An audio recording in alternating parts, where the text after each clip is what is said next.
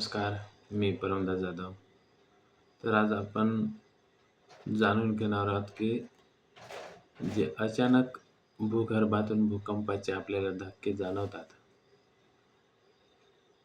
तर त्याचं कारण काय? आणि 8 ऑगस्ट 2026 रोजी रात्री सुमारे 10 वाजेच्या आसपास नाशिक जिल्ह्यात भूकंपाचा जो धक्का जाणवला, त्याची तीव्रता ही सुमारे 4.3 रिश्टर इतकी होती. भूकंपाचा जो केंद्र आहे, तो केंद्रबिंदू शिंदपाडा येथे होता. तसेच सुरगाणा परिसरात हा धक्का जाणवला. जवळपास सगळ्याच ठिकाणी तो जाणवला. तसेच तो 6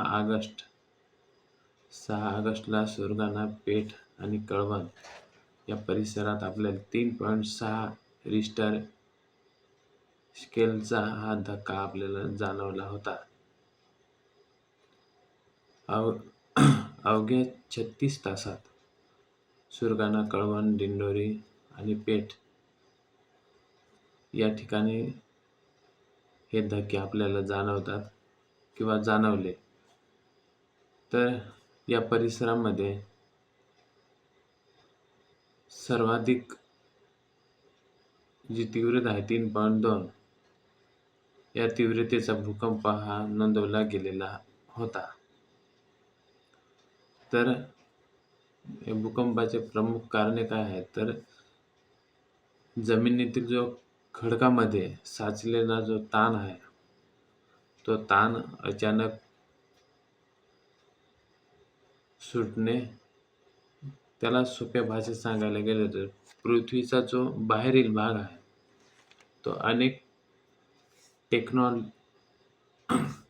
टेक्टॉनिक प्लेट्सचा बनलेला असतो. या प्लेट्स अतिशय हळूहळू हालचाल करत असतात. त्याच्या हालचालीमुळे जमिनीतील खडकांवर ताण आणि दाब हा निर्माण होतोय.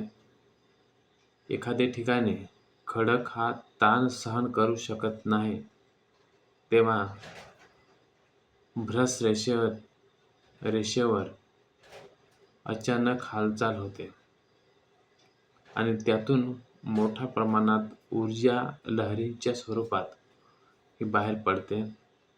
यालाच भूकंप म्हणतात. तर सुरगाण्यात आणि नाशिक परिसरात सध्या वारंवार छोटे छोटे हे धक्के आपल्याला जाणवत आहेत. याला अर्थक्वेक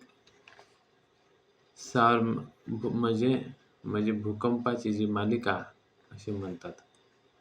मात्र सुरगाण्यात नेमका कोणता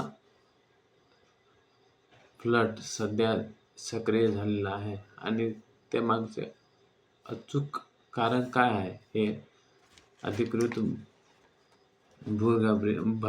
भूगर्भीय अभ्यासाशिवाय निश्चित सांगता येणार नाही. आणि एक महत्त्वाची गोष्ट म्हणजे पाऊस, ढगाचा गडगडाट आणि हवामानामुळे सामान्यतः भूकंप होत नाहीत. पावसामुळे भूजलाचा दाब बदलू शकतो, पण सुरगाण्यातील जे सध्याच्या भूकंपाचे जे कारण आहे, तो फक्त पाऊस किंवा असे म्हणण्यासाठी आपल्याला अभ्यास करावा लागेल. तर नाशिक जिल्हा हा भाग भूकंपीयदृष्ट्या सक्रिय आहे आणि पश्चिम घाट परिसरातील भूगर्भीय जे रचनामुळे येथे लहान छोटे हे धक्के होतात. हे सध्या घडले त्याला भूकंपाची मालिका असे म्हणतात. तर अगोदर हे भूकंप कधी कधी जाणवले होते? तर 25 जुलै 2026ला 3.6 तीव्रता, त्याची खोली होती 5 किलोमीटर. त्याच्यानंतर 8 जुलै 3.5 तीव्रतेचा, त्याची पण खोली 5च किलोमीटर होती. नंतर 6 ऑगस्ट 3.6 आणि तो फक्त सुरगाणा पेठ कळवण या परिसरामध्येच जाणवला. आणि 8 तारखेला जो 10 वाजता त्याची तीव्रता होती 4.3 तीव्रता. भूकंप याच परिसरात नाशिक जिल्ह्यात हा सगळा जाणवला. तर जुलैपासून या परिसरात भूकंपीय हालचालींची जी मालिका आहे, ती मालिका सुरू असल्याचे नोंदी सांगतात. तर भूकंपाची जी खोली आहे ती कमी असेल तर त्याची तीव्रता फार मोठी नसली तरी जमिनीवर कंपनीच्या तुलनेत स्पष्ट असे जाणवू शकतोय. आणि त्यामुळे 4.3 जो धक्का होता तो लोकांना जाणवला, कारण त्याची म्हणजे खोली ती कमी होती. आणि घरातील भांडी हलणे, खिडक्या हलणे किंवा कपाटे हलणे अशा स्वरूपात हे आपल्याला जाणवले. पण आता आपण समजून घेऊ की भूकंप हा जुलैपासूनच का सुरू झालेले आहेत. तर भूकंपाच्या दृष्टीने 2 वेगवेगळ्या गोष्टी आहेत. एक पहिली म्हणजे भूगर्भात जो ताण आहे तो हळूहळू साचत असतोय आणि तो एखाद्या ठराविक दिवशीच तयार झालेला नसतोय. आणि दुसरं म्हणजे खडकामधील एखाद्या फ्लट म्हणजे भ्रष्ट्यावर ताण एका मर्यादेपेक्षा जास्त झाला की छोटा भूकंप होऊ शकतो आणि नंतर त्याच परिसरात अनेक छोटे छोटे हे धक्के आपल्याला जाणवू शकतात. हे धक्के कधीपासून सुरू झाले होते तुम्ही ऐका. हे धक्के जे आहेत ते 25 तारखेपासून सुरू झालेले होते.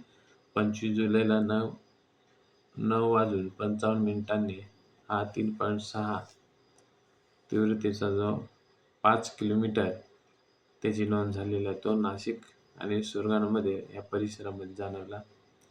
आणि त्याच दिवशी 25 जुलैला 12:10 त्याची तीव्रता होती 3.4 5 किलोमीटरच होती. तो नाशिक परिसरामध्ये जाणवला. आणि 25 जुलैला 11:05 तो रात्री झाला.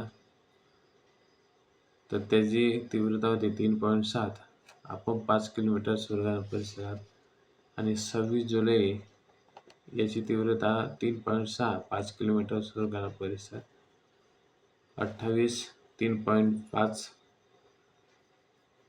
29 3.8 आणि 6 ऑगस्ट 3.6 आणि तो जाणवला तो सुरगाणा पेठ कळवण या परिसरामध्ये. आणि 8 तारखेला रात्री 10 वाजता 4.3 हा 5 किलोमीटर वरती झालेला होता. आणि तो नाशिक जिल्ह्यात हे धक्के जाणवले.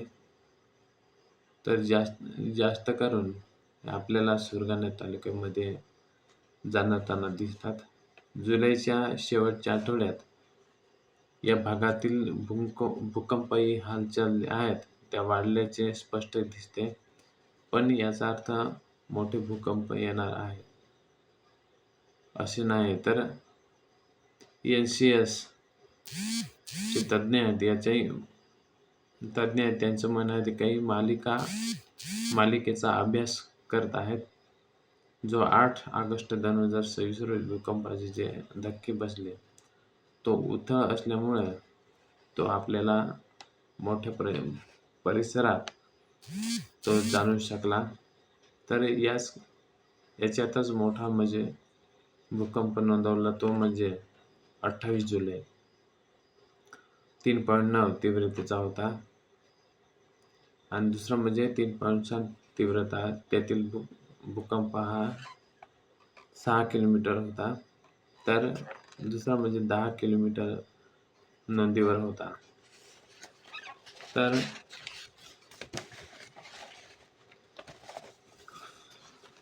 जी भूकंपाची तीव्रता आहे ती किती होती, जेव्हा भूकंप वगैरे होतात तेव्हा त्याची तीव्रता किती असते आणि तेव्हा नुकसान किती होते. तर भूकंपाची तीव्रता आणि प्रत्यक्ष नुकसान याचा सरळ संबंध नसतोय. भूकंप किती खोल आहे, केंद्रापासून अंतर, जमिनीचा प्रकार आणि तीव्रता किंवा इमारती किती मजबूत आहेत यांच्यावर नुकसान ठरते. तीव्रता आपण समजतो 1.2 म्हणजे सहसा माणसाला जाणवत नाही. 2.3 फार हलके कंपन, नुकसान नाही. आणि 3.4 म्हणजे घरात स्पष्ट जाणवू शकतोय. वस्तू हळूहळू हालू शकतात, साधारण नुकसान नाही. आणि 4.5 म्हणजे जोरदार जाणवतोय. कमकुवत बांधकाम, म्हणजे किरकोळ भेगा हे नुकसान होऊ शकते. आणि 5.6 म्हणजे कमकुवत इमारत नुकसान होण्याची शक्यता वाढते. 6.7 अनेक इमारतीचे जे लक्षणीय नुकसान होऊ शकते. आणि 7.8 म्हणजे मोठ्या प्रमाणावर गंभीर नुकसान होऊ शकते. आणि 8 म्हणजे तो अत्यंत मोठा भूकंप, व्यापक असा तो नुकसान करू शकतो. आणखी म्हणजे महत्त्वाचे म्हणजे मॅग्निट्यूड 4.3 आणि इंटेन्सिटी वेगळ्या गोष्टी आहेत. मॅग्निट्यूड म्हणजे भूकंपापासून मुक्त झालेल्या ऊर्जेचे मोजमाप. म्हणजे इंटेन्सिटी म्हणजे एखाद्या विशिष्ट ठिकाणी प्रत्यक्ष किती जोराचा भूकंप झाला किंवा परिसरात झाला यालाच इंटेन्सिटी म्हणतात. आणि म्हणूनच किती रिश्टर घरपडले याला एक ठराविक आकडा नाही. साधारणपणे 5.6 पासून कमकुवत बांधकामाला नुकसान होण्याची शक्यता ही वाढते. पण परिस्थितीनुसार कमी तीव्रतेचा हा भूकंप आहे नुकसान होऊ शकते. जर त्याची तीव्रता ही 3 कमी असली तरी नुकसान का होतंय, तर त्याची जी खोली आहे ती खोली कमी असल्या कारणाने आपल्याला हे नुकसान जाणून येते. हा व्हिडिओ आवडला असेल तर लाईक करा, शेअर करा आणि चॅनलला सबस्क्राईब करा. धन्यवाद.